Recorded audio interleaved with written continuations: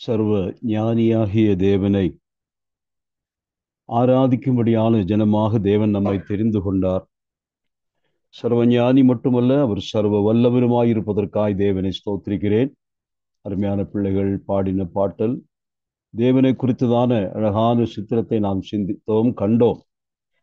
அவர் நமக்கு ஏதாகிலும் செய்யாது இருப்பாரா? அவர் எப்பொழுதாகிலும் நம்மை மறந்தது உண்டா என்ற ஒரு கேள்வியோடு கூட அந்த பாடல் பாடினதை நான் கவனித்தேன். தேவன் நமக்கு இன்றும் போதுமானவர் என்பதை நினைப்பூட்டுகிற அந்த பாடலுக்காய் தேவனை ஸ்தோத்திரிப்போம். உன்னதமானவருடைய மறைவிலும் சர்வ வல்லவருடைய நிழலிலும் தங்கியிருக்கிற நமக்கு அவரே சகாயமும் அடைக்கலமும் கோட்டையுமாயிருக்கிறார் என்பதை நாம் அறிந்திருக்கிறோம். தேவன் நம்மை இந்த நாளிலும் தம்முடைய வசனத்தால் சந்திப்பாராக. கர்த்தருடைய வார்த்தைகளை நாம் தியானிக்க போகிறோம். ஜெபத்தோடு கூட நாம் அதில் தரித்திருப்போமாக. நாம் எபிரேய அதிகாரம் அதனுடைய முதற் 11 வசனங்களை தான் இதுவரைக்கும் தியானித்து கொண்டிருந்தோம். அந்த பகுதியிலே தியான விஷயமாய் அதற்கு தலைப்பாய் இருந்தது தேவனுடைய இளைப்பாறுதலுக்குள் பிரவேசிப்பதற்கான எச்சரிப்பும் அழைப்பும் என்று நாம் பார்த்தோம். அவ்விதமாக 4:1 முதல் 11 வரைக்கும் ஆழமான சில கருத்துக்கள் நாம் கற்றுக்கொண்டோம் என்று நான் நம்புகிறேன்.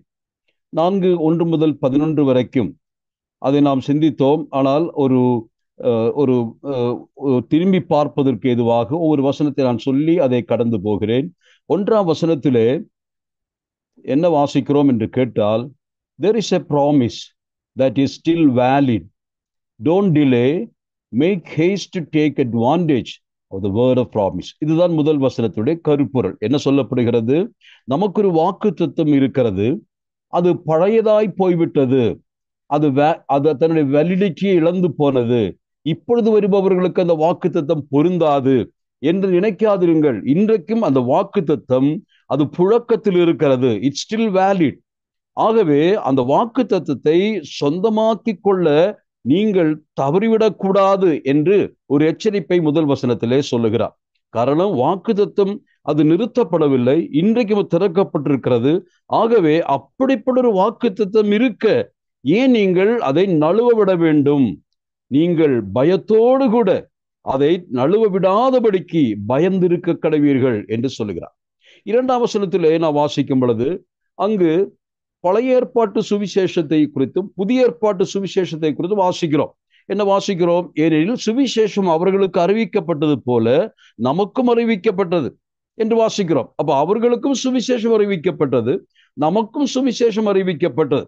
ஆகவே பழைய ஏற்பாட்டு சுவிசேஷம் அது மோசே மூலமாக அல்லது தீர்க்கதரிசிகள் மூலமாக வகை வகையாக அந்த சுவிசேஷம் அறிவிக்கப்பட்டது.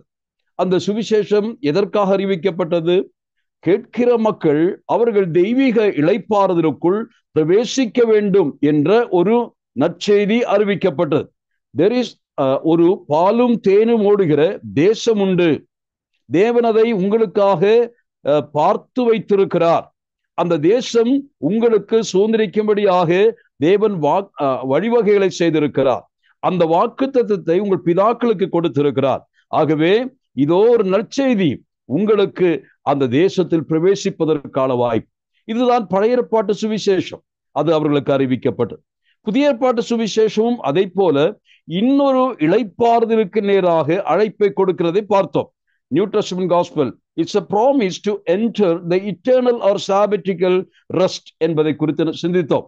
கர்த்தராகிய இயேசு கிறிஸ்துவுடைய சிலுவை மரணத்திற்கு பின்னதாக அந்த அழைப்பு கொடுக்கப்படுகிறது என்று நாம் பார்க்கிறோம். ஆகவே பழைய ஏற்பாட்டு சுவிசேஷம் என்பது மோசே தீர்க்கதரிசி மூலமாக இஸ்ரேல் மக்களுக்கு கொடுக்கப்பெற்றது.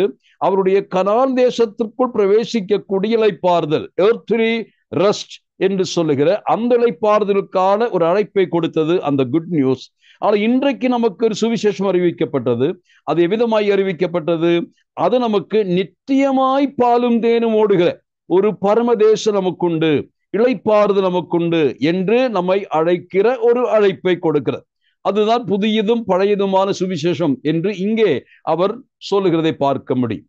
ஆனால் இந்த சுவிசேஷம் முதல் சுவிசேஷம் என்று சொல்லுகிறது தேவனுடைய இளைப்பாறுதலை குறித்து சொல்லுகிற சுவிசேஷமும், இரண்டாவது சுவிசேஷமும் தெய்வீக இளைப்பாறுதலை சொல்லுகிற சுவிசேஷம் தான். அதில் வேற்றுமை இல்லை. ஆனால் முதல் இளைப்பாறுதலை தேவன் கொடுக்க விரும்பினார். எப்படி கொடுக்க விரும்பினார்? அவர் அதற்காக அகில உலகத்தை படைத்தார், சர்வ சிருஷ்டிகளையும் படைத்தார். எதற்காக படைத்தார் என்று கேட்டால், அதிலே கடைசியாக உருவாக்கப்பட்டு அதன் எஜமானனாக அதீசனாக அமரக்கூடிய அந்த மனிதகுலம் அவர்கள் தெய்வீகமான இளைப்பாறுதலை அடைந்து சொஸ்த மனதுள்ளவராக அவர்கள் வாழ வேண்டும் என்பதற்காக அந்த சிருஷ்டிகளை உருவாக்கினார். A creational rest. அதற்காக தேவன் படைத்தார். தேவன் அதில் இளைப்பாறினார். அந்த சிருஷ்டிகளை உருவாக்கி படைத்த பின்னதாக சோர்ந்து போய் களைத்து போய் அப்படியே உட்கார்ந்து விட்டார் என்ற அர்த்தத்தில் அல்ல, அவ்விதமாய் சொல்லப்படவில்லை. இந்த இளைப்பாறுதல் it's not weariness or tiredness என்று சொல்லக்கூடாது, அவ்விதமாய் அல்ல என்பதை சொல்லுகிறேன். ஆனால் இந்த இளைப்பாறுதலில் தான் முதல் மனிதனாக ஆதாம் பிரவேசித்தார். அந்த இளைப்பாறுதல் அவனுக்கு எப்படி கிடைத்தது? தன்னை படைத்த தெய்வத்தாலே படைப்பினால் வந்த ஒரு ரெஸ்டாக இருந்தது. இந்த இளைப்பாறுதல் அவர்களுக்கு தொடர்ந்து வாக்குத்தத்தம் செய்யப்பட்டது. அந்த இளைப்பாறுதல் கிரியேஷனால வந்த இளைப்பாறு. ஆனால் மனிதன் பாவம் செய்த பின்னதாக தேவனுடைய இளைப்பாறுதல் தேவன் இழப்பது போல இருக்கிறது. நமக்கு நன்றாக தெரியும். யோவான் 5ஆம் அதிகாரத்தினுடைய 17வது வசனம் இவ்விதமாய் வாசிக்கிறது. வசனத்தை கொஞ்சம் வாசித்து பார்க்கலாமா? 5:17. John chapter 5:17.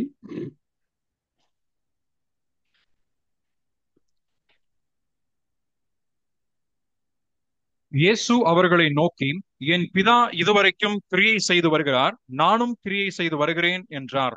போதும். என் தேவன், என் பிதாவாகிய தேவன் இதுவரைக்கும், அதாவது உலகத்திற்கு தம் குமாரனை அனுப்பி குமாரன் உலகத்தில் வந்து தெய்வ சித்தம் செய்து கொண்டிருக்கிற அந்த நேரத்திலும் சொல்லுகிறார், நான் இங்கே கிரியை செய்கிறேன், ஆனால் என் பிதாவும் கிரியை செய்து கொண்டே இருக்கிறார்.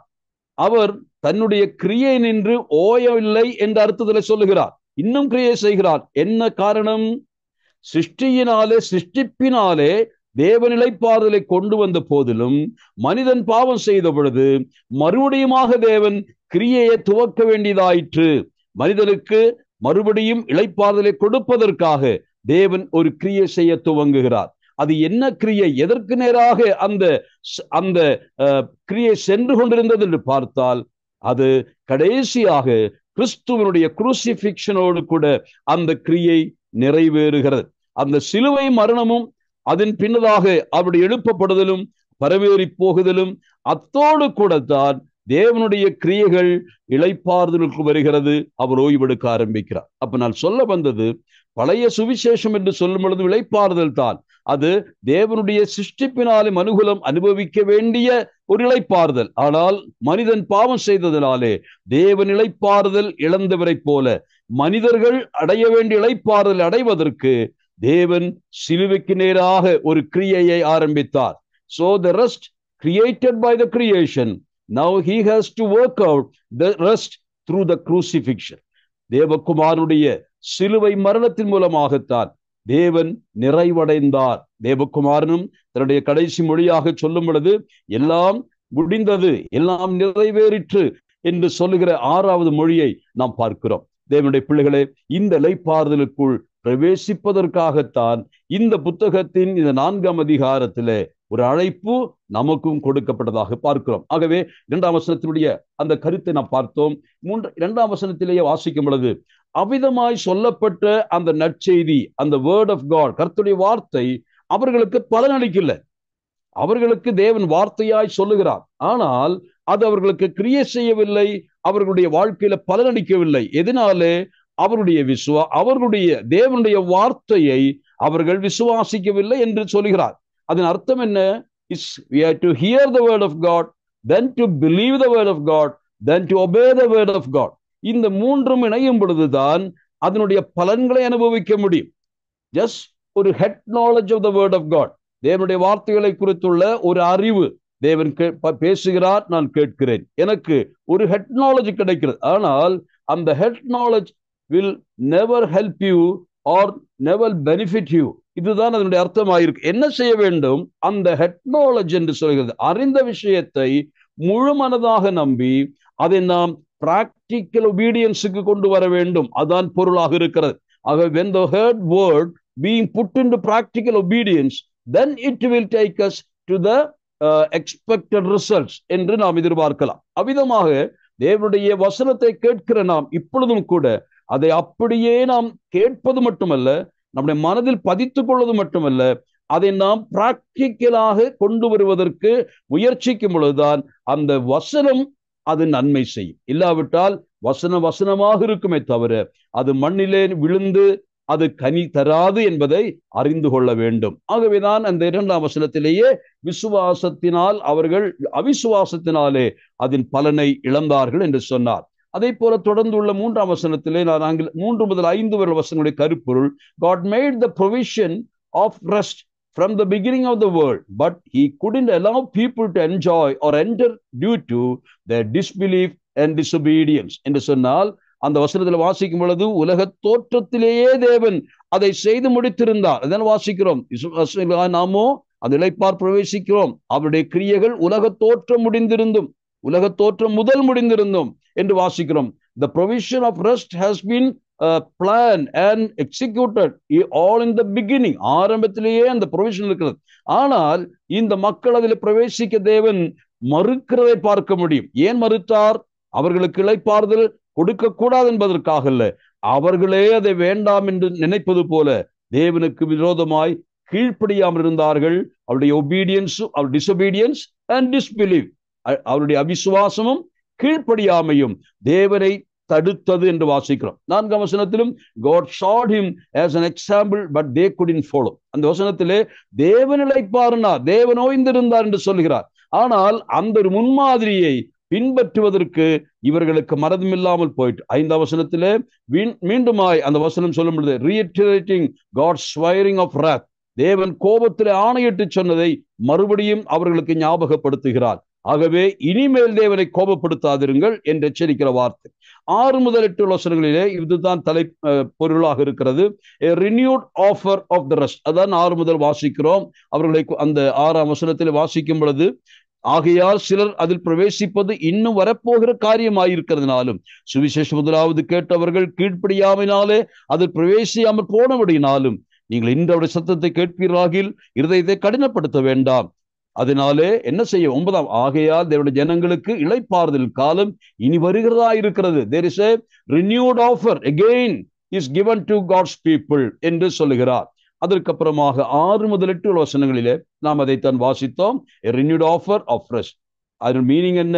Gates are not closed. தேவனுடைய இளைப்பாறுதலுக்கான வழி இன்னும் அடைக்கப்படவில்லை, இன்னும் ஆசை உண்டு, இன்னும் எதிர்பார்ப்புண்டு என்று அவர்களுக்கு ஞாபகப்படுத்துகிறார். ஆகவே நாம் என்ன செய்ய வேண்டும்? 9 முதல் 11 வரைக்கும் அவர்களை அவர் மோட்டிவேட் பண்ணுகிறார். அதாவது இதுவரைக்கும் வார்னிங் கொடுத்துட்டு வந்தாரு.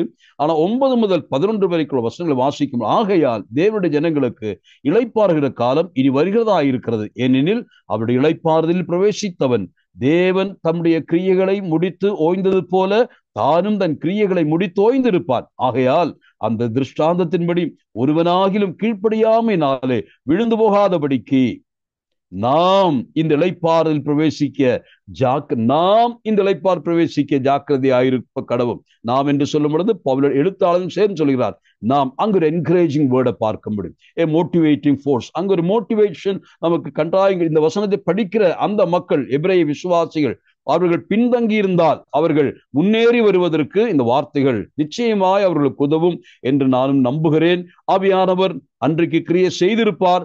இன்றைக்கு நம்முடைய மனதிலும் தேவாவியானவர் இந்த வசனங்களை நம்முடைய வாழ்க்கையினுடைய கிரியை பகுதிக்கு, நம்முடைய வாழ்க்கையினுடைய செயல் பகுதிக்கு கொண்டு வரட்டும். கேட்டவர்களாக மட்டுமல்ல, ஏதோ விசுவாசித்தவர் மட்டுமல்ல, விசுவாசத்திற்கு கீழ்ப்படுகிற மக்களாக இருக்க கர்த்தர் நமக்கு உதவி செய்வாராக.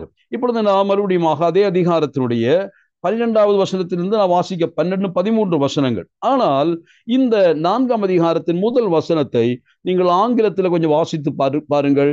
4ஆம் அதிகாரம் முதல் வசனம், இதிலே 11ஆம் வசனத்தையும் வாசிக்கலாம். 4:1-11. Let us therefore fear, lest a promise being left us of entering into his rest, any of you should seem to come short of it. Okay, இங்கே ஆங்கிலத்தில் என்ன வாசிக்க ஆரம்பித்தோம்? முதல் சொற்றோட முதல் அந்த ரெண்டு வார்த்தை let Let us us, let us, இதுதான் அந்த வார்த்தை லெட்டஸ். இந்த லெட்டஸ் என்று சொல்லுகிற இந்த பதப்பிரயோகம் இந்த புத்தகத்திலே 4:1 தான் முதலாக ஆரம்பமாகிறது. லெட்டஸ் என்ற வார்த்தை நீங்கள் ஆங்கில வேத புத்தகத்தை வைத்திருந்தால் தொடர்ந்து நீங்கள் படிப்பீர்களேயானால் இந்த புத்தகத்திலே எபிரேய நிருபத்திலே 13 இடத்தில் ஆங்கில வேத புத்தகத்திலே லெட் அஸ், அதாவது எழுத்தாளனும் வாசகர்களும் இணைந்து சொல்லுவது போல லெட்டஸ் என்று சொல்கிறார். முதலாவது லெட்டஸ், நான் அதை இங்கிலீஷ்ல அது வார்த்தையை சொல்லி ஆங்கில தமிழில கொஞ்சம் இடையில சொன்னால் பரவாயில்லை. முதலாவது 4:1 நாம் லெட்டஸ் ஃபியர், பயந்திருக்க கடவோம், லெட்டஸ் ஃபியர் என்று சொல்கிறார். அடுத்ததாக 4:11 என்ன வாசித்தோம்?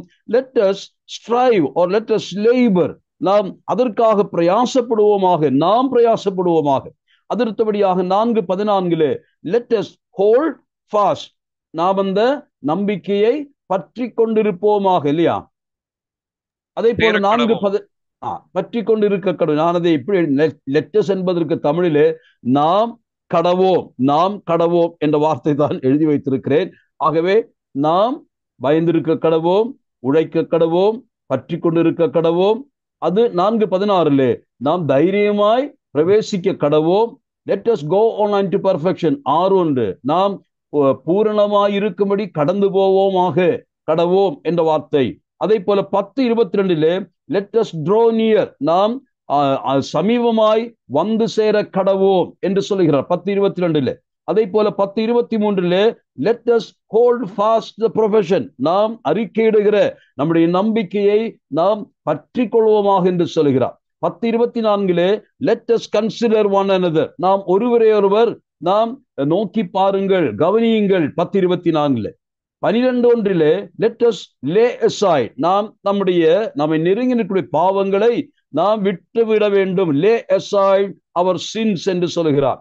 12:1 வாசிக்கும் பொழுது let us run, நாம் ஓடக்கடவோம் என்று சொல்கிறார். 12:28 வாசிக்கும் பொழுது let us have grace, நாம் கிருபையை பற்றி கொள்ள கடவோம் என்று சொல்லுகிறார். 13:13 வரும் பொழுது let us go forth, நாம் பாளையத்துக்கு புறம்பே போக கடவோம், நாம் போக கடவோம். அதே போல 13:15 கடைசியாக let us offer the sacrifice of praise, துதிபலிகளை அவருக்கு நாம் ஏறெடுக்க கடவோம். ஆகவே இந்த புத்தகத்திலே இந்த நாம் கடவோம் என்ற சொல் இந்த எழுத்தாளன் 13 முறை பயன்படுத்துவதை நாம் பார்க்க முடியும். இது நமக்கு எதை காட்டுகிறது? It's admonition of God's word, தேவனுடைய வார்த்தையில் வருகிற சில புத்திமதிகள், சில எச்சரிப்புகளாக இருக்கிறது என்பதை புரிந்து கொள்ள வேண்டும். இதிலே நல்ல அதாவது அழைப்பு இருக்கிறது, எச்சரிப்பு இருக்கிறது.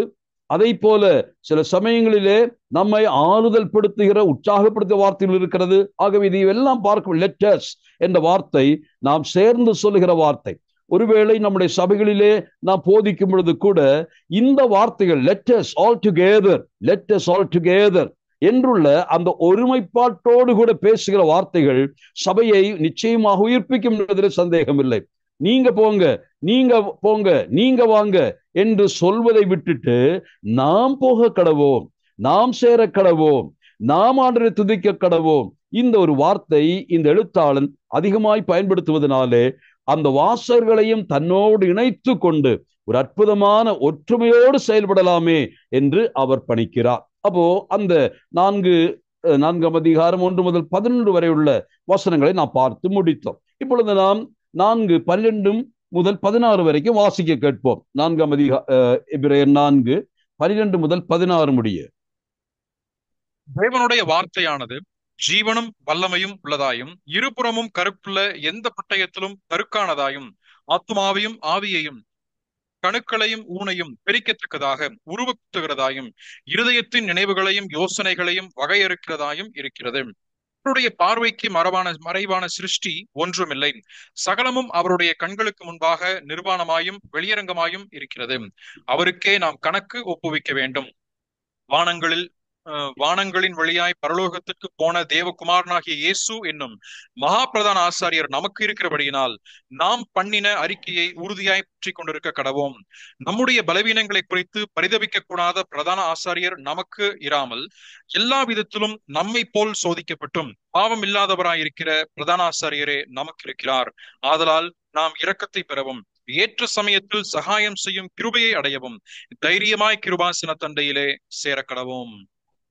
தேவன் தாம் இந்த வார்த்தைகளை இந்த நாளில் நமக்கு ஆசீர்வதித்து கொடுப்பாராக. எபிரேயர் 4ஆம் அதிகாரம் அதனுடைய 12 முதல் 16 வரைக்கும் உள்ள பகுதிகளிலே நாம் மிக மேன்மையான அவசியமான சத்தியங்களை கற்றுக்கொள்ள வேண்டியதாய் இருக்கிறது.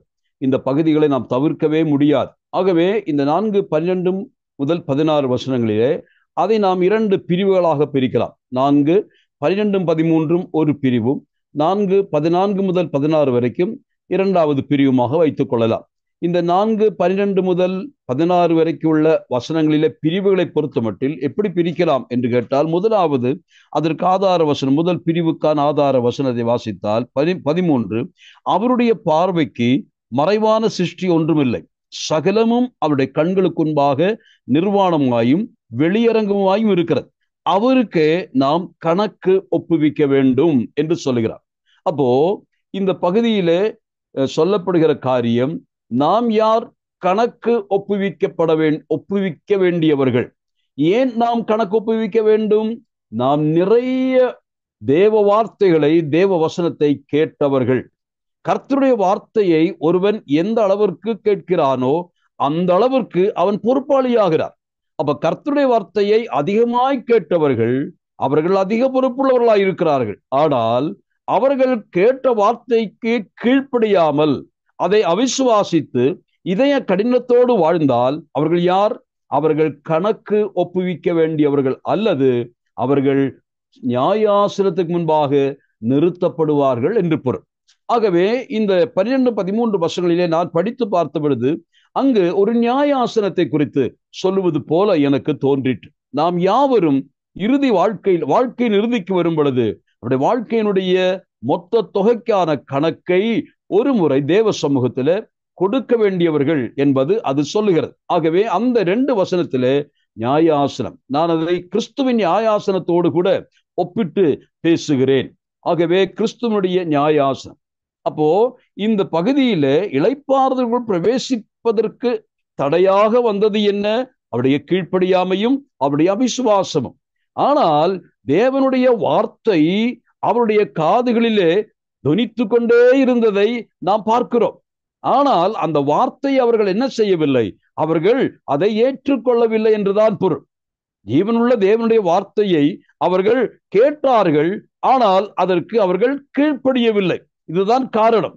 ஆகவே இப்பொழுது என்ன சொல்லுகிறார்? நீங்கள் கேட்ட வார்த்தைகளுக்கு முன்னதாக நீங்கள் கணக்கு ஒப்புவிக்க வேண்டிய ஒரு கட்டாயம் வருகிறது. There is a day of reckoning where you have to answer back what you have received from the Lord. ஆண்டவரிடத்திலிருந்து பெற்றுக்கொண்ட, ஆண்டவரிடத்தில் கேட்ட எல்லாவற்றிற்கும் ஒரு நாள் தேவ சமூகத்திலே நீங்கள் கணக்கு கொடுக்க வேண்டியதாய் இருக்கும். அப்பொழுது உங்கள் கைகள் எப்படி இருக்கும், உங்களுடைய கால்கள் எப்படி இருக்கும், உங்கள் இதயம் எப்படி இருக்கும் என்று ஒரு பழைய தீர்க்கதரிசி ஒருவர் கேட்பதை நம்முடைய ஞாபகத்துக்கு கொண்டு வாருங்கள். எசேக்கியா அந்த கேள்வியை கேட்க, தேவனுக்கு நியாய தீர்ப்பின் நாளிலே கணக்கு ஒப்புவிக்க நிற்கும் பொழுது நாம் எப்படி இருப்போம் என்பதை யோசிக்க செய்கிறது இந்த வசனம். ஆகவே முதல் பகுதியிலே நியாயாசனம் என்ற தலைப்பிலே நாம் சிந்திக்க முடியும். அவர்களுக்கு நியாயாசனம் கொடுக்க பெற்றது, நியாயாசனம் நிற்க வேண்டும். காரணம் என்ன? அவர்கள் தேவனுடைய வார்த்தைகளை ஏராளமாய் கேட்டவர்கள், கர்த்தருடைய வசனத்தை ஏராளமாய் கேட்டவர்கள். அந்த வசனம் 4:1 வாசிக்கும் பொழுது என்ன வாசிக்கிறோம் பாருங்கள். 4:1 வாசித்த வசனமே அது எப்படிப்பட்ட வசனம்? தேவனுடைய வார்த்தை, அது வாக்குத்தத்த வசனம். It's a word of promise. 2ஆம் வசனத்திலே it's a word of good news, அது நற்செய்தியின் வார்த்தை. 4:3 it's a word of blessing and rest. இந்த வார்த்தை தான் தேவ வார்த்தை. இது எப்பொழுதெல்லாம் சொல்லப்பட்டது? இது சொல்லப்பட ஆரம்பித்து எத்தனை ஆண்டுகளாயிற்று? அவர்கள் எகிப்திலிருந்து புறப்பட்டு வனாந்திர வழியாய் புறப்பட்டு வரும் பொழுதெல்லாம் தேவனுடைய வார்த்தையை அவர்கள் கேட்டுக்கொண்டுதான் இருக்கிறார்கள். அந்த பயண பாதையிலே எதற்கெல்லாம் பஞ்சம் வந்ததோ தெரியல. ஆனால் தேவனுடைய வார்த்தைகளுக்கு பஞ்சமில்லாத காலம். நான் அதை நம்புகிறேன். காரணம், மோசேயினுடைய வாயின் வழியாக பரலோகத்தின் தேவன் தம்முடைய வார்த்தைகளை அறிவித்துக் கொண்டே இருந்தார் என்று பார்க்க முடியும். தேவன் எவ்வளவு நல்லவர் என்பதை வழிநடத்துகிற தேவ வார்த்தைகளுக்காக நாம் கர்த்தருக்கு ஸ்தோத்திரம் செலுத்த வேண்டும். அவ்விதமாய் மோசேயின் காலத்திலேயே இந்த வார்த்தை சொல்லப்பட்டது. உங்கள் இருதயம் கடினப்படக்கூடாது, இருதயம் கடினப்படக்கூடாது. அவிசுவாசமும் கீழ்ப்படியாமும் உங்களுக்கு வேண்டாம். நீங்கள் போய் சேர வேண்டிய இடத்திற்கு போய் சேர அவிசுவாசத்தை களைந்து விட்டு, அந்த கீழ்ப்படியாமை மாற்றிவிட்டு, இதய கடினத்தை ஒழித்து விட்டு தேவனுடைய வார்த்தைக்கு செவி கொடுங்களே என்று சொல்லி பலமுறை மோசேயின் மூலமாக தேவன் பேசினார். அப்பொழுதெல்லாம் கவனிக்கல. மறுபடியுமாக தேவ வார்த்தை ஓய்ந்து விட்டதா? போதும், இனி இவரோடு நான் பேச மாட்டேன் என்று கர்த்தர் விட்டு விட்டாரா? கர்த்தர் இவ்வளவு நல்லவர். மறுபடியுமாய் தானே இறங்கி வந்து பேசுகிற தெய்வம்.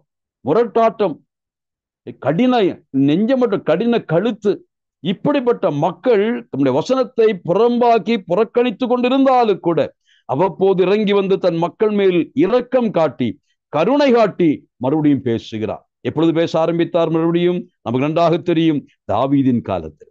500 ஆண்டுகள் கழித்து தாவீதின் காலம் வந்த பொழுது மறுபடியும் கர்த்தருடைய வார்த்தை வருகிறது. ஏன் அன்றைக்கு கடினப்படுத்தீர்களே? வேண்டாம், இன்றைக்கும் கர்த்தர் பேசுகிறார். கர்த்தரை சத்தம் கேட்கிறதே, தயவாக கடினப்படுத்தாதிருங்கள். தாவீதோடு பேசுகிறார். தாவீது மூலமாய் கர்த்தர் பேசினார். ஏன்? அதெல்லாம் முடிந்து 1 நூற்றாண்டுக்கு வந்த பொழுது மறுபடியுமாக எழுத்தாளன் அவர்களுக்கு ஞாபகப்படுத்துகிறார். மோசேயின் காலத்தில் மட்டுமல்ல, தாவீதின் காலத்தில் மட்டுமல்ல, தேவன் இக்காலங்களிலும் பேசிக்கொண்டுதான் இருக்கிறார். அவர் நல்லவர்.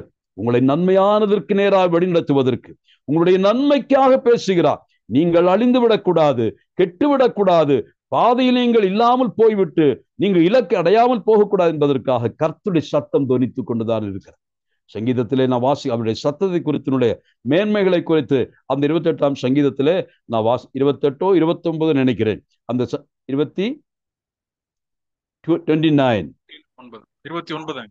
29ஆம் சங்கீதத்திலே கர்த்தருடைய வார்த்தையை குறித்து அந்த சத்தத்தை குறித்து வாசிக்கிறோம். அது மட்டும் படிச்சு பாருங்க. அது எங்கெல்லாம் ஒலித்தது, எப்பொழுதெல்லாம் ஒலித்தது, அதை கேட்டால் ஆச்சரியப்படுவோம். அந்த சங்கீதத்தை நாம் அதிகமாய் தியானித்தால் நலமாயிருக்கும். அந்த சத்தத்தால் வந்த நன்மை என்ன, அந்த சத்தத்தினால் வந்த அற்புதங்கள் என்ன, இது எல்லாம் அங்கு சொல்லப்படுகிறதை பார்க்க முடியும். இந்த சத்தத்தை தான் அன்றைக்கு வனாந்தரத்திலே மோசே மூலமாக தேவன் கேட்க செய்தார். ஆனால் அந்த சத்தத்திற்கு ஜனங்கள் செவிமடுக்கவில்லை. ஏன்? எபிரேய விசுவாசின் காலகட்டத்திலே கூட கர்த்தர் பேசுகிறார், இது ஜீவனுள்ள தேவனுடைய வார்த்தை, ஆகவே நீங்கள் மறுதலித்து நிற்க வேண்டாம் என்று இப்பொழுதும் பேசிக் கொண்டிருக்கிறார். இதுதான் நாம் 4:12 வாசிக்கிற என்ன வாசிக்கிற 4:12 தேவனுடைய வார்த்தையானது. அப்ப இதுவரைக்கும் அவர்கள் கேட்ட வார்த்தை என்ன என்பதை இப்பொழுது எழுத்தாளன் அழகாக அவர்களுக்கு சொல்லிக் கொடுக்க, தேவனுடைய சத்தத்தை கேட்டீர்களே, தேவனுடைய வார்த்தைகளை கேட்டீர்களே, அது எப்படிப்பட்டது என்று உங்களுக்கு தெரியுமா என்று அவர்களுக்கு ஞாபகப்படுத்துகிறதை இந்த பகுதியிலே நான் இந்த வசனம் நாம் அடிக்கடி வாசித்து தியானிக்கிற ஒரு பகுதிதான். ஆனாலும் இன்றைக்கு அது நாம் கொஞ்சம் வித்தியாசமாய் பார்த்தால் நம்முடைய வாழ்வுக்கு அது பயனுள்ளதாக இருக்கு. கர்த்தருடைய வார்த்தை முதலாவது சொன்னது 4, 12, 13 ஒரு பகுதி. அதிலே தேவனுடைய வார்த்தை என்பது அது எதற்கு நேராக நம்மை கொண்டு போய் சேர்க்கும்? நியாய தீர்ப்புக்கு நேராக, நியாயாசனத்திற்கு நேராக கொண்டு போய் சேர்க்கும் என்று சொல்லுகிறார்.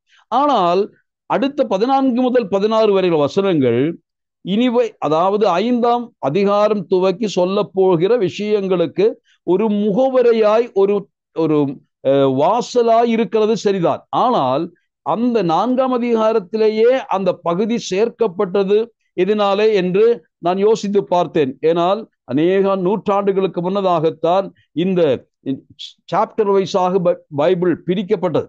அன்றைக்கு தேவனுடைய தாசர்கள் ஆவியின் நிறைவோடுதான் அவ்விதமாய் கர்த்தருடைய வசனத்தை வாசித்து தியானித்து தான் சாப்டர் வைஸாக அத்தியாயங்களாக பிரித்திருக்க வேண்டும். ஆனால் அன்றைக்கு அவர் பிரிக்கும் பொழுது அந்த 4ஆம் அதிகாரத்தினுடைய 13 வரைக்கும் ஒரு அதிகாரமாக வைத்து 4, 14 முதல் 5ஆம் அதிகாரமாய் சேர்த்திருக்க வேண்டும். ஆனால் அப்படி சேர்க்கல. ஏன் என்று யோசித்தேன். காரணம், இந்த பகுதியானது 4ஆம் அதிகாரத்தினுடைய பின்னால் அதோடு இணைந்து வர வேண்டிய வாசகமாயிருக்கிறதை நான் நினைவு கூர்ந்தேன். காரணம் என்னவென்றால், இந்த வசனத்திற்கு வரும் பொழுது 14 முதல் 16 வசனங்கள் வரும் பொழுது அங்கே நாம் ஒரு கிருபாசனத்தை பார்க்கிறோம். அதாவது நியாயாசனம் உண்டு, சரிதான். ஆனால் உண்மையாகவே கர்த்தருடைய வசனத்தை கேட்டு நீ உண்மையாய் மனம் திரும்பி மெய் மனஸ்தாபத்தோடு தேவ சமூகத்துக்கு வருவாயானால் இதோ ஒரு கிருபாசனபதியும் கிருபாசனமும் நமக்குண்டு. அந்த கிருபாசனத்திற்கு வந்தால் அங்கே அமர்ந்திருக்கிறவர் யார்?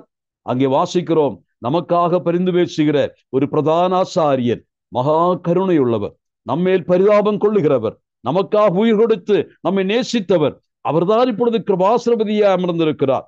ஆகவே இந்த 2 வார்த்தைகள் தான் இன்றைக்கு அதிகமாய் சிந்திக்க வைத்தது.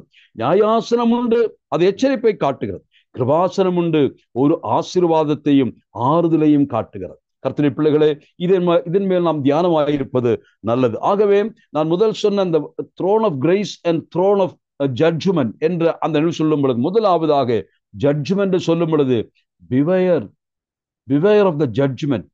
அந்த ஜட்ஜ்மெண்ட் சீட், அது நான் நினைக்கிறேன் அது ஒரு வார்த்தை ஆங்கிலத்தில் போட வேண்டுமானால் இன்டரோகேஷன் என்று சொல்லலாம். there is a time of questioning. நாம் ஆண்டவருக்கு முன்னால் நிற்கும் பொழுது ஆண்டவர் கேள்வி கேட்கத்தான், கணக்கு கொடுப்பதுன்னு சொன்னா கேள்வி கேட்பாரு, பதில் சொல்லணும். ஸோ இட்ஸ் இன்டரோகேஷன் நினைக்கிறேன்.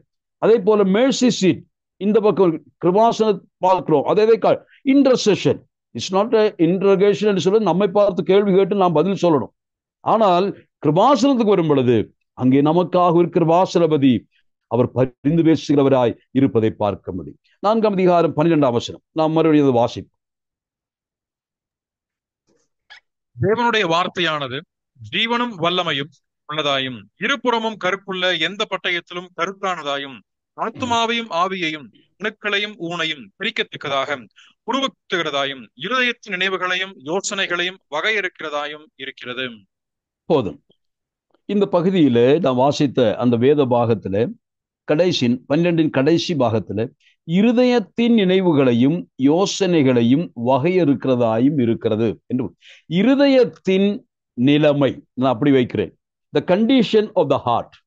அப்போ இதை படிச்ச பொழுது என் மனசுல வந்தது, இந்த கர்த்தருடைய வார்த்தை என்பது என்ன? Word of God is the diagnose or cardiac diagnosing machine என்று நான் பேர் வச்சிருக்கிறேன்.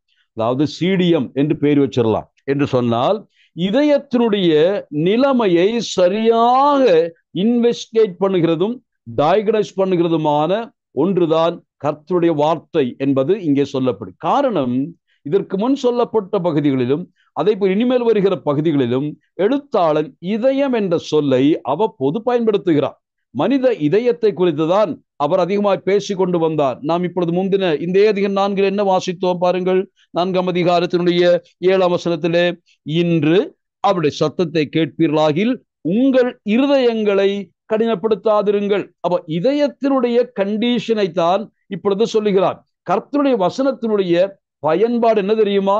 நமக்கு நம்முடைய இதயத்தை பத்தி நல்லா தெரிஞ்சுக்க முடியும். What is the condition of our heart? இன்றைய நம்முடைய இதயத்தின் நிலைமை என்ன? கர்த்தருடைய வசனத்தினிடத்துல வாங்க. உங்களுடைய உண்மையான சித்திரத்தை, உங்களுடைய உண்மையான மன்னிக்கவும் எக்ஸ்ரே படத்தை இந்த வசனம் உங்களுக்கு காண்பிக்கும் என்பதுதான் அதன் அர்த்தமாயிருக்கிறது. நாம் எரேமியா இந்த இதயத்தின் கண்டிஷன் இருக்கு, நமக்கு தெரியுமா? ஒருவேளை நமக்கே தெரியாது. இதயத்துல அட்டாக் கடைசியில போற டைம்ல தான் தெரியுது அநேக பிளாக்குகள் இருந்தது என்று ஒருவேளை தெரியும். ஆனால் அநேகருக்கு இப்பொழுது இதயத்தில் அந்த பிளாக்குகள் உருவாகி கொண்டிருக்கிறதா நமக்கு தெரியாது. ஒரு சிலருக்கு 50 இருக்கலாம், ஒரு சிலருக்கு 60 வந்திருக்கலாம், 70, ஒருவேளை 99 கூட இருக்கலாம். 100 ஆகும் பொழுது திடீரென்று ஹார்ட் அட்டாக் வருது. அப்போ நான் சொல்ல வந்தது, அதற்கு முந்தைய இதயத்தினுடைய நிலைமை என்ன என்பதை ஒரு ஆய்வுக்கு உட்படுத்துங்கள். நீங்கள் அதை கொஞ்சம் கொண்டு வாங்க என்று கேட்கிறார். கர்த்தருடைய வசனமாகிய அந்த இதய எந்திரத்திற்குள்ளாக உங்கள் இதயத்தை வைத்து பார்ப்போம், எந்த நிலைமைக்கு இருக்கிறது என்பதை நினைக்கிறோம். இந்த இதயத்தின் நிலைமை யாருக்கு தெரியும் என்று கேள்வி எழுப்புகிறது. நான் வாசிப்போம். எரேமியா 17ஆம் அதிகாரம், ஜெரமியா சாப்டர் 17 verses 9 and 10. எல்லாருக்கும் தெரிந்த வசனம், அதை கொஞ்சம் கவனிங்க. எரேமியா 17 9 10. எல்லாவற்றை பார்க்கிலும் இருதயமே திருக்குள்ளதும் மகா கேடுள்ளதுமாயிருக்கிறது, அதை அறியத்தக்கவன் யார்?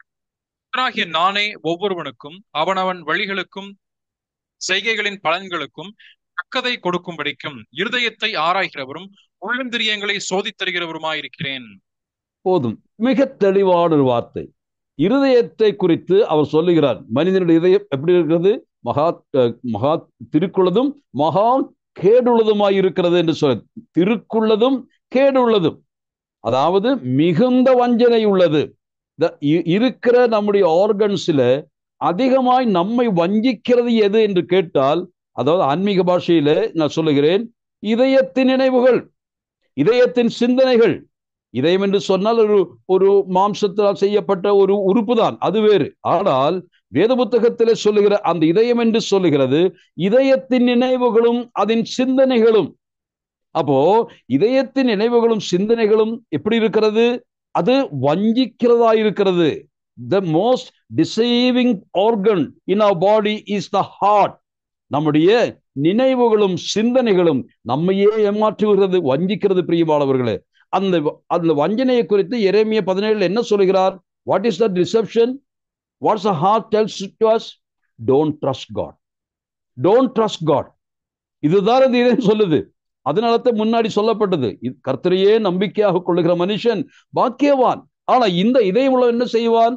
அவன் கர்த்தரை நம்ப மாட்டான், அவன் உலர்ந்து போய் விடுவான். இது முன்னால் சொல்லி இருக்கிறது. அப்படிதான் சொல்லி. அப்ப இதயத்தினுடைய நினைவுகளும் சிந்தனைகளும் தேவனுக்கு விரோதமாக இருக்கிறது. அது எப்படி இருக்கிறது? அது நம்மை வஞ்சிக்கிறது. என்ன வஞ்சனை? How it deceives us? It says God is not trustworthy. God is not reliable. Don't trust him. இது சொல்லுகிறது யாரு? இதயம். இதயம் என்று சொன்னால் நினைவுகள், நம்முடைய சிந்தனை, நம்முடைய நினைவுகள்.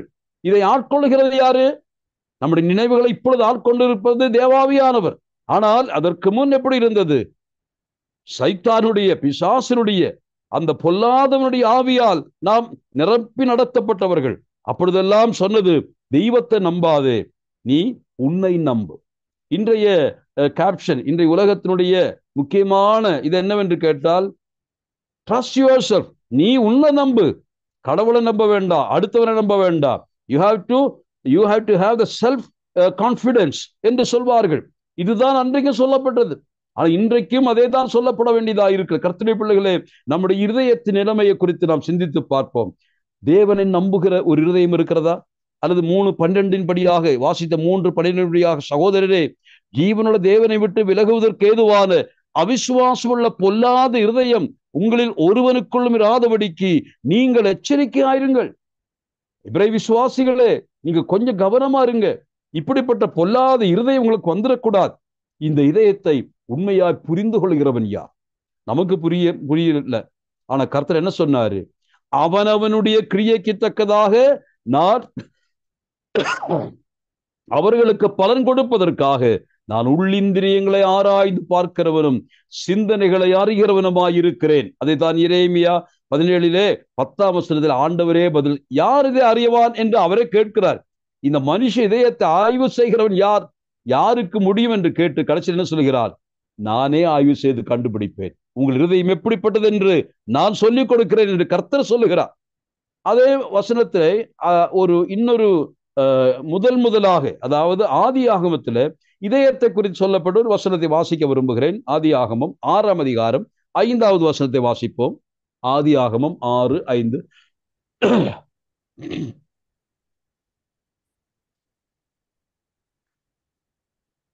மனுஷனுடைய அக்கிரமம் பூமியிலே பெருகினது என்றும் அவன் இருதயத்து நினைவுகளின் தோற்றம் எல்லாம் நித்தமும் பொல்லாததே என்றும் கர்த்தர் கண்டு. பாருங்கள், இது எப்பொழுது ஆரம்பித்தது? ஆதியிலேயே மனித இதயத்தினுடைய நிலைமையை கர்த்தர் கண்டார். அந்த வசனம் அவர் சொன்னார், எனக்கு தெரியும், மனுஷ இதயத்தினுடைய நிலைமையை நான் ஆய்வு செய்து சொல்லுகிறேன். அதனுடைய மலையாளத்தில் உள்பூவுகளை ஆராய்ந்தவன் என்று சொன்னால், யாரும் பார்க்க முடியாத மறைந்திருக்கக்கூடிய இடத்திலே ஒளிந்திருக்கக்கூடியதெல்லாம் நான் ஆய்வு செய்து கண்டுபிடித்திருக்கிறேன். இங்க என்ன வாசித்தோம்? மனிதனுடைய இதயத்தின் நினைவுகளின் நினைவு. அந்த வசனம் மறுபடியும் வாசி தினேஷ். இருதயத்தின் நினைவுகளின் தோற்றம் எல்லாம் இதயத்தின் நினைவுகளின் தோற்றம் எல்லாம். அது என்ன அர்த்தம்? இதயத்தின் நினைவுகளின் தோற்றம் என்று சொன்னால், நினைவுகள் உள்ளத்தில் இருக்கு, அதுக்கு தோற்றம் இருக்கா? தோற்றம் செயல வெளிப்படும். எதை நினைத்தோமோ அது தோன்றும் வழியே. அதுதான் கர்த்தர் சொல்லி, உன்னுடைய இதயத்தின் நினைவுகளின் தோற்றம் எல்லாம் எப்படி இருக்கிறதா? நித்தமும் பொல்லாததா இருக்கிறது. மகா கேடுள்ளதும் திருக்குள்ளதுமான இதயத்திற்கு சொந்தக்காரர்களாக முதல் காலத்திலேயே மனுஷன் மாறிட்டான். ஆதாம் பாவம் செய்த உடனேயே அதற்கு பின்னாக மனிதனுடைய பாதிக்கப்பட்ட உறுப்பு இதயம்தான் என்று நம்புகிறேன். பாவத்தினால் முதலாக பாதிக்கப்பட்டது நம்முடைய இதயம்தான். இன்றைக்கு ஹார்ட் அட்டாக் வர்றதுக்கு காரணமும் அதுதான் நினைக்கிறேன். இதயம் பாதிக்கப்பட்டிருக்கிறது. இதயத்திலே வந்த வினைகள் தான் இன்றைக்கு மனித குலத்தை அழித்து கொண்டிருக்கிறது பிரியமானவர்களே. ஆனால் இதை யாருக்கு தெரியும்? ஒரு பிசிஷியன், ஒரு டாக்டர், அவரிடத்தில் இருக்கிற மெஷின், அதுதான் கர்த்தருடைய வார்த்தை. தேவனுடைய வார்த்தை உன்னை நிதானித்தறியக்கூடியதாய், உன்னை ஆராய்ந்து அறியக்கூடியதாய், நீ யார் என்று சொல்லக்கூடியதாய் இருக்கிறது என்று நாம் இப்பொழுது அறிந்து கொண்டோம். கர்த்தருக்கு தான் தெரியும். அப்படியானால் இந்த கர்த்தருடைய வசனம் என்னவென்று கேட்டால், கர்த்தர் நம்மை யார் என்று நமக்கு காண்பிக்கக்கூடிய ஒரு டூலாக வைத்துக் கொள்கிறார் என்று நான் நம்புகிறேன். அப்போ இவர்கள் கீழ்ப்படியாமல் போனது யாருடைய வார்த்தை? 4:1 அது மன்னிக்கவும் 3:12 அது யாருடைய வார்த்தை என்று நான் பார்க்கிறோம். யாருடைய வார்த்தைக்கு கீழ்ப்படியாமல் போனார்கள்? 4:12 கர்த்தருடைய வார்த்தை. ஆனால் 3:12 வாசிக்கும் பொழுது ஜீவனுள்ள தேவனுடைய என்று வாசிக்கிறோம். அப்ப ஜீவனுள்ள தேவனுடைய வார்த்தை. They were disobedient to the word of the living God. ஜீவனுள்ள தேவனுடைய வார்த்தைக்கு கீழ்ப்படியாமல் போகிறார்கள். அப்போ பிதாவாகிய தேவனுடைய வார்த்தைக்கு அவர்கள் கீழ்ப்படியாமல் போகிறார்கள். அதை போல 1:2 வாசிக்கும் பொழுது நாம் என்ன வாசிக்கிறோம்? 1:2 வாசிக்கும் பொழுது பூர்வ காலங்களில் வகை வகையாகவும் பங்கு பங்காகவும் திருவுளம் பற்றின தேவன் இந்த கடைசி நாட்களில் குமாரன் மூலமாக திருவுளம் பற்றினார். அப்போ நாம் கேட்கிற கர்த்தருடைய வார்த்தை என்ன? Is the word of the son of God. தேவகுமாரனுடைய வார்த்தையாக இருக்கிறது. 3:7 வாசிக்கிறோம். 3:7 கொஞ்சம் வாசிப்போம். 3:7 ஆகையால் பரிசுத்த ஆவியானவர் சொல்லுகிறபடியே இன்று அவருடைய சத்தத்தை கேட்பீர்களாகில். போதும், பரிசுத்த ஆவியானவர் பேசுகிறார், இன்றைய சத்தத்தை கேட்பீர்களாகில். அப்போ கர்த்தருடைய வார்த்தை என்று சொன்னால் அது யாருடைய வார்த்தையா இருக்கிறது? பிதா, குமாரன், பரிசுத்த ஆவியானவர் திரியேக தேவன் நமக்கு கொடுக்கக்கூடிய வார்த்தை என்பதை இங்கே ஞாபகப்படுத்தப்படுகிறது. ஜீவனுள்ள தேவனுடைய வார்த்தை என்று அறிந்து கொள்ள வேண்டும். ஆனால் என்ன நடந்தது என்று பார்க்கலாம். அந்த எபிரேயர் 4:12 நான் வாசிக்கும் பொழுது அந்த வார்த்தையை குறித்து சில விஷயங்களை நான் சொல்லும்படி விரும்புகிறேன். அந்த வசனம் என்ன சொல்கிறது பாருங்கள். தேவனுடைய வார்த்தையானது ஜீவனும் வல்லமையும் உள்ளதாயும் ஜீவன் உள்ளதாய் இருக்கிறது. அப்போ ஜீவனுள்ள வார்த்தை என்று சொன்னால் அதிலே ஆங்கிலத்திலே லிவிங் என்று சில இடத்துல போடப்பட்டிருக்கிறது, குவிக் என்ற வார்த்தை பயன்படுத்தப்பட்டிருக்கிறது. ஆகவே ஆண்டவருடைய வார்த்தை, கர்த்தருடைய வார்த்தையினுடைய முதலாவது செயல் அல்லது முதலாவது அதனுடைய என்ன செய்யும் என்பதை குறித்து, அதனுடைய பெனிஃபிட் என்ன என்று கேட்ட நான் இங்கே எழுதி வைத்திருக்கிறேன். It's gives life generating word. அதாவது இட்ஸ் லிவிங் என்று சொன்னால் it's not only simply living, but it's a quickening life. மற்ற செத்து கிடப்பதை உயிர்ப்பிக்கிற ஜீவன். அப்ப ஜீவனுள்ள வார்த்தை என்று சொன்னால் சாவை தழுவி இருக்கக்கூடிய நம்முடைய மனித ஆத்துமாவை தேவனுடைய வார்த்தை என்ன செய்யும்? உயிர்ப்பிக்கும். குவிக்கனிங் ஸ்பிரிட், குவிக்கனிங் வேர்ட் என்று அதற்கு சொல்லலாம். அதனால்தான் லிவிங் என்ற வார்த்தையும் குவிக்கனிங் என்ற வார்த்தையும் மொழியாக்கம் செய்யப்பட்டதை நீங்கள் பார்க்க முடியும். அப்படியானால் முதலாவது கர்த்தருடைய வார்த்தையினுடைய முதல் செயல் என்ன? Is regeneration. நீங்கள் அந்த ஒரு வசனத்தை வாசிக்கலாம். 1 பேதுரு 1:23, 24, 25 வசனம். 1 பேதுரு 1:23, 24, 25. அழிவுள்ள வித்தினாலே அல்ல, என்றென்றைக்கும் நிற்கிறதும் ஜீவனுள்ளதுமான தேவ வசனமாகின அழிவில்லாத வித்தினாலே மறுபடியும் ஜெனிப்பிக்கப்பட்டிருக்கிறீர்களே. மறுபடியும் ஜெனிப்பிக்கப்பட்டிருக்கிறீர்களே. தொடர்ந்து வாசிங்க, அந்த எல்லாம் வாசிங்க. மாம்சம் எல்லாம் புல்லை போலவும் மனுஷருடைய மகிமை எல்லாம் புல்லின் பூவை போலவும் இருக்கிறது. புல் உலர்ந்தது, அதன் பூவும் உதிர்ந்தது. கர்த்தருடைய வசனமோ என்றென்றைக்கும் நிலைத்திருக்கும். உங்களுக்கு சுவிசேஷமாய் அறிவிக்கப்பட்டு வருகிற வசனம் இதுவே. உங்களுக்கு சுவிசேஷமாய் அறிவிக்கப்பட்டு வருகிற வசனம் இதுவே. நாம் எபிரேயர் 4 என்ன வாசித்தோம்? அவர்களுக்கு சுவிசேஷம் அறிவிக்கப்பட்டது போல உங்களுக்கும் சுவிசேஷம் அறிவிக்கப்பட்டது. அந்த சுவிசேஷம் என்ன என்பதை பேதுரு சொல்லுகிறார். என்ன சொல்லுகிறார் இங்கு? உங்களை செத்த ஆத்துமத்தை இப்பொழுது உயிர்ப்பித்து உயிருடைய நிலைமையில மாற்றுகிற அந்த கர்த்தருடைய வசனம். அப்ப கர்த்தருடைய வசனம் முதலாக செயல்பட்ட பொழுது என்ன செய்தது? நம்முடைய ஆத்துமாவிலே கிரியை செய்து மரித்தோராகிய நம்மை அவர் ஜீவன் உள்ளவர்களாக மாற்றுகிறார். அப்போ இதுதான் ரட்சிப்பில் நடக்கிறது. அதுதான் ரீஜெனரேஷன் சொல்லுவோம். ரிடம்ஷன் வேறு, ரீஜெனரேஷன் வேறு. நாம் அதை கற்றுக்கொள்ள வேண்டும். ஆகவே ரிடம்ஷனிலே அந்த செயல் எங்கே நடந்தது? அது சிலுவையிலே நடந்தது. 2000 வருஷங்களுக்கு முன்னாடி அந்த redemption, act of redemption was completed. ஆனால் ரீஜெனரேஷன் எப்ப நடக்கும்?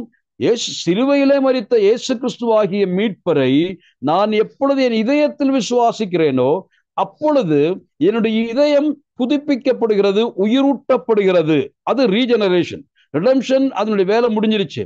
ஆனா ரீஜெனரேஷன் இப்பொழுது இன்று நடக்க வேண்டிய வேலையாயிருக்கிறதே சொல்லுகிறேன். அப்படியானால் அதற்கு எது உதவி செய்யும்? கர்த்தருடைய வார்த்தை.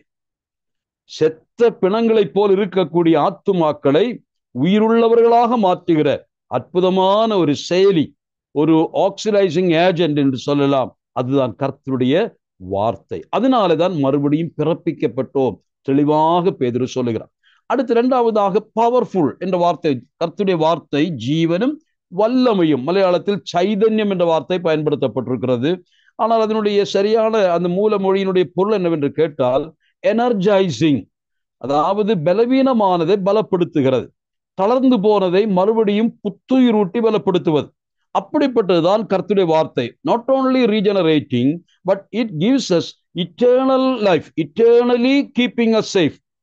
ஒரு முறை உயிரூட்டப்பட்டது, ஆனால் அந்த உயிரூட்டப்பட்டது வல்லமையினாலே அதை பாதுகாத்து நிலைநிறுத்துகிற வேத வார்த்தை. That's a powerful and energetic என்று சொல்லலாம். அது நம்ம என்ன செய்யும்? இட் கீப் ஆன் லிவிங், நம்மை தொடர்ந்து உயிர் வாழச் செய்யும். அப்படி என்ன அர்த்தம்? That word gives eternal life. யோவான் 5:39 கொஞ்சம் படிக்கலாம் இதோடு சம்பந்தமா. John chapter 5 verse 39.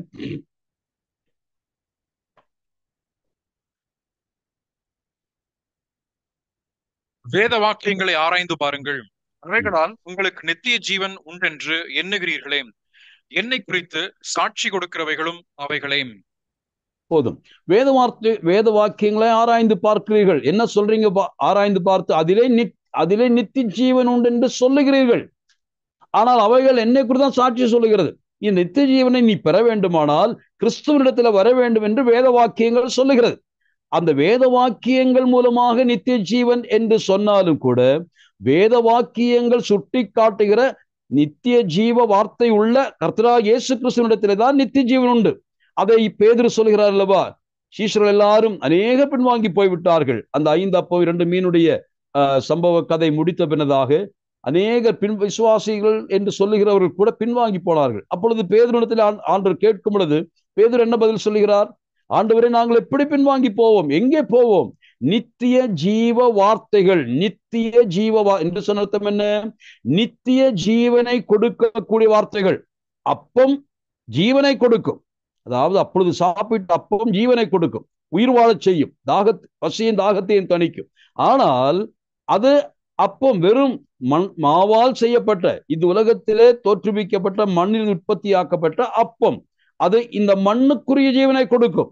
ஆனால் நீரோ வானத்திலிருந்து இறங்கி வந்த ஜீவ அப்பம். ஆகவே அந்த ஜீவ அப்பம் என்ன செய்கிறது? அது இந்த உலகத்திற்குள்ள உயிர் மட்டுமல்ல, இம்மைக்கும் உள்ள உயிர் அல்ல, மறுமைக்கு நித்தியத்திற்கு எதுவான நித்திய ஜீவனை அது கொடுக்கும். அந்த வார்த்தை தான் பேதுரு சொல்லி அது உம்மிடத்திலே மட்டும்தான் உண்டு. அப்ப என்ன அர்த்தம்? தேவனுடைய வார்த்தை என்று சொன்னால் அது நமக்கு நித்திய வாழ்வை கொடுக்கிறது, நித்திய ஜீவனை கொடுக்கிறது. அது அதனுடைய வல்லமை, அதனுடைய பவர், அதனுடைய எனர்ஜைசிங் கெப்பாசிட்டியை அது காட்டுகிறது. So it keep living forever. It keep living us forever. என்றென்றைக்கு நம்மை பாதுகாத்து நித்தியத்திற்கு நேராய் அழைத்துக் கொள்கிற ஆற்றல் கர்த்தருடைய வார்த்தைக்கு இருக்கிறதை நாம் அறிந்து கொள்ள வேண்டும். அதற்கு நான் ஒரு பேரை வச்சிருக்கிறேன். முதல் சொன்னதுக்கு ரீஜெனரேஷன் சொன்னேன். ஆனால் அடுத்தது ரீஜெனரேஷன் என்று கூட சொல்லலாம். என்று சொன்னால் புதுப்பித்துக் கொண்டே இருப்ப, ஜீவன் அழிந்து விடாமல் மங்கி போகாமல் அதை புதுப்பித்து நித்தியம் வரைக்கும் தொடர்ந்து கொண்டு போகிற வேலையை கர்த்தருடைய வசனம்தான் செய்து கொண்டிருக்கிறது என்பதை அறிந்து கொள்ள வேண்டும். நீ அடுத்ததாக இதே வசனத்தை என்ன வாசிக்கிறோம்? இந்த வசனம் அடுத்த வார்த்தை வருகிறது, இருபுறமும் கருக்குள்ள பட்டயத்திலும் கருக்கானதாயும் என்று வாசிக்கிறோம். இந்த இடத்துல கர்த்தருடைய வார்த்தையை எழுத்தாளன் எதோடு ஒப்பிடுகிறார் என்று பார்த்தால், பட்டயத்தோடு கருக்குள்ள கத்தியோடு ஒப்பிடுகிறதை பார்க்கும். அதுவும் இருபுறம் கருக்குள்ள என்று வார்த்தை பயன்படுத்தப்படுகிறது. அந்த வார்த்தையை பயன்படுத்துவதற்கு என்ன காரணம் என்று யோசித்தேன். ஒருவேளை இரண்டு காரணங்கள் இருக்கலாம். ஒன்று, அந்த இருபுறம் கருக்குள்ள பட்டயம் பயன்படுத்தினவர்கள் ரோம போர் வீரர்கள். அவர்கள் இருபுறமும் கருக்குள்ள பட்டயத்தை பயன்படுத்துகிறவர்கள். அது சாதாரணமாக யாரும் கையாள முடியாது. ஒருபுறம் கருக்குள்ளது, அது பாதுகாப்பாரு. ஆனால் இருபுறம் கருக்குள்ள பட்டயம் அதை பயன்படுத்த வேண்டுமானால் அதற்கு தனி பயிற்சி கொடுக்கப்படுகிறது. அப்படிப்பட்டவர்கள் கரங்களிலே மட்டும்தான் அந்த, இல்லாவிட்டால் அந்த பட்டயமானது வெட்டுகிறவனையும் வெட்டிவிடும். ஆபத்தான ஒரு ரிஸ்கி ஜாப் அது செய்யும். அதனாலே அப்படிப்பட்ட பட்டயத்தை பயன்படுத்தினவர்கள் அந்த ரோமாபுரியில் இருக்கக்கூடிய போர் வீரர்கள் என்று நம்பப்படுகிறது.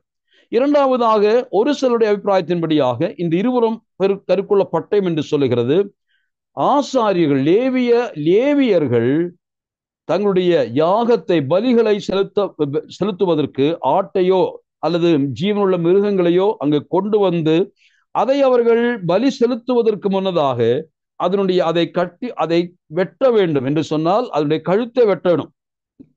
அந்த கழுத்து பகுதியிலே வெட்டணும். அந்த கழுத்து பகுதியிலே வெட்டுவதற்கு ஆசாரிகள் பயன்படுத்தினது இதா இருக்கலாம் என்று சொல்லப்படும். இந்த விதமான ஆசாரியின் கைகளிலே இந்த இருபுறம் கருக்குள்ள பட்டயம் இருந்ததாக நம்புகிறார்கள்.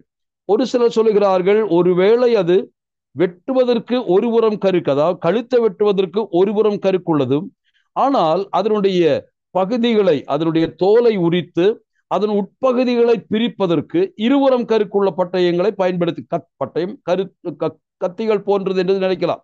ஆகவே உள்ளே இருக்கக்கூடிய உறுப்புகளை வெட்டும் பொழுது ரெண்டு பக்கமும் அதை பயன்படுத்தி எளிதிலே அவர்கள் அதை கூறு போடுவார்கள் என்று நம்பப்படுகிறது. நான் சொல்ல வந்தது, கர்த்தருடைய வசனமானது இருபுறமும் கருக்குள்ள பட்டயம் என்று சொன்னால் அது இரண்டு விதமான எஃபெக்டை உண்டு பண்ணும் என்ற பொருள்.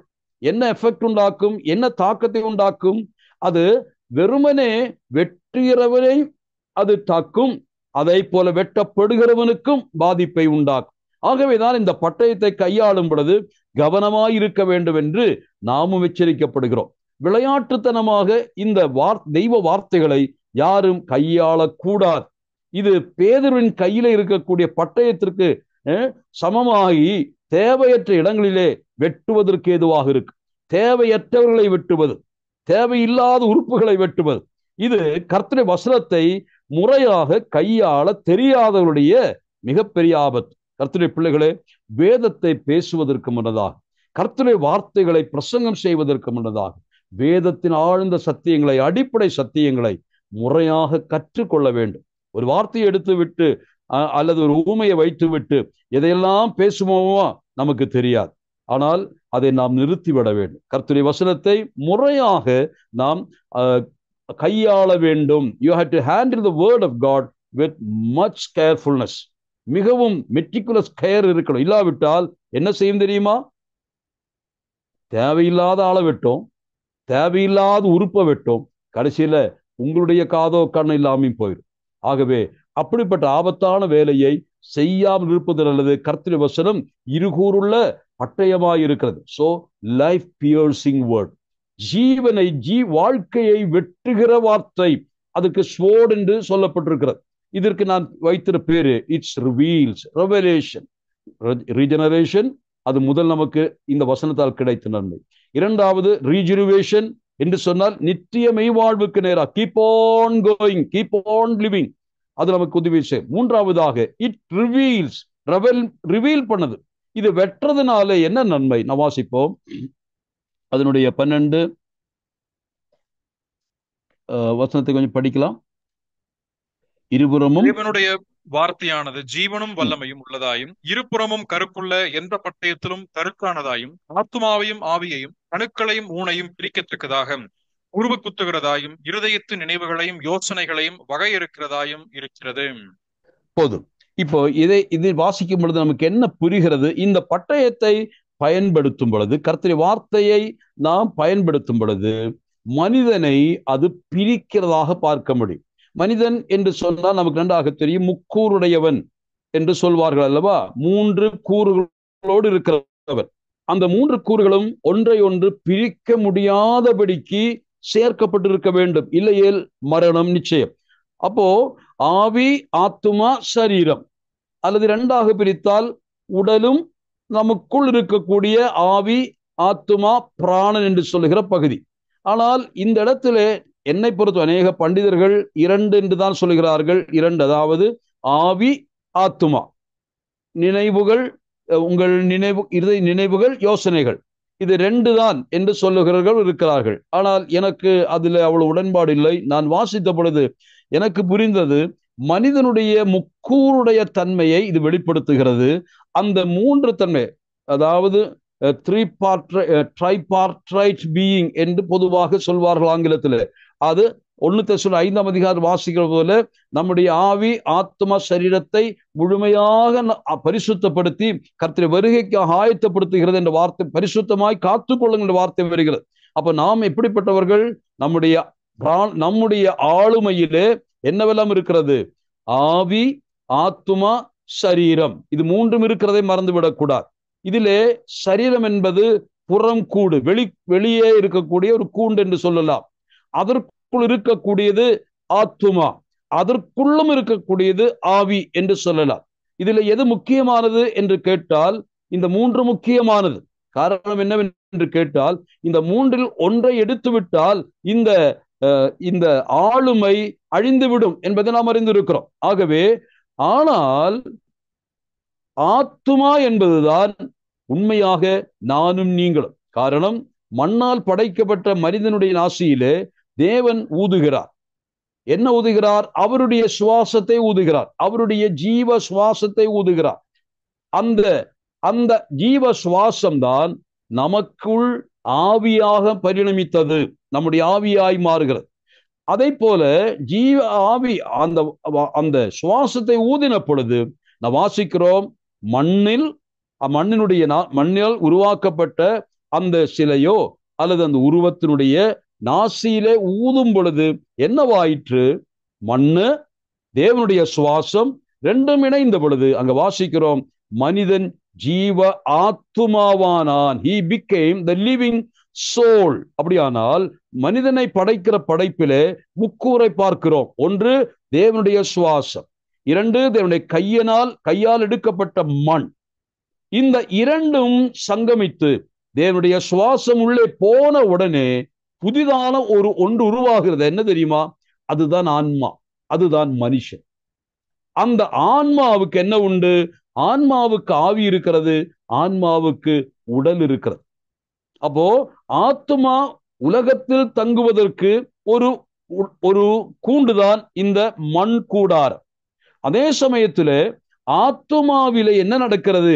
ஆத்துமாவிலே தேவ ஆவியானவர் தங்குகிறார். அப்போ விண்ணுக்கும் மண்ணுக்கும் இடையிலே மனிதனை பார்க்கலாம். விண் ஆவியானவரை காட்டுகிறது, அல்லது ஆவிக்குரியதை காட்டுகிறது. கீழே இருக்கக்கூடிய மண் இந்த பூமிக்கு அடுத்ததை காட்டுகிறது. ஆகவேதான் இந்த ஆத்துமாவுக்காக, மனித ஆத்துமாவுக்காக விண்ணும் மண்ணும் ஒன்றுக்கொன்று போராடி கொண்டிருக்கிறது. இந்த ஆத்துமாவை யார் ஜெயிப்பது? மனித ஆத்துமாவின் மேல் சொந்தம் பாராட்ட வேண்டியது யார்? நமக்கு நன்றாக தெரியும். புதிய ஏற்பாட்டுக்கு வரும் பொழுது கர்த்தருடைய வசனம் சொல்லுகிறது, இந்த மண்ணினுடைய ஆசைகளை, மாம்சத்தின் விருப்பங்களை, இச்சைகளை நிறைவேற்ற வேண்டாம். அது நிறைவேற்றினால் நீங்கள் மாம்சீகமான அல்லது மாம்ச சிந்தையுள்ளவர்களாய் மாறுவீர்கள்.